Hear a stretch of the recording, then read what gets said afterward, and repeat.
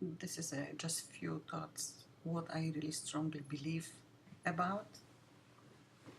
I believe that education system should incorporate freedom of the movement for the body of humans, respect for their physiology, so everybody take breaks whenever they can and when they are needed.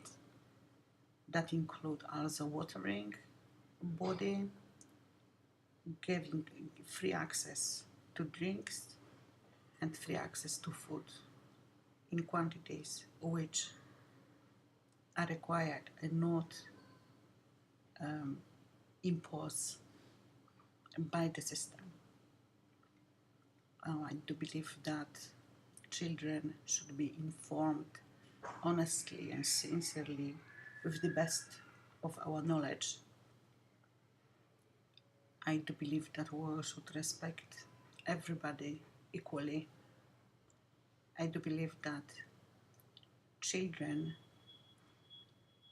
should be staying in parliaments, the same with adults members, percentage-wise related to each society, so we will understand better each population needs, including children. The children will be encouraged to develop to the highest of their potential in supportive environment.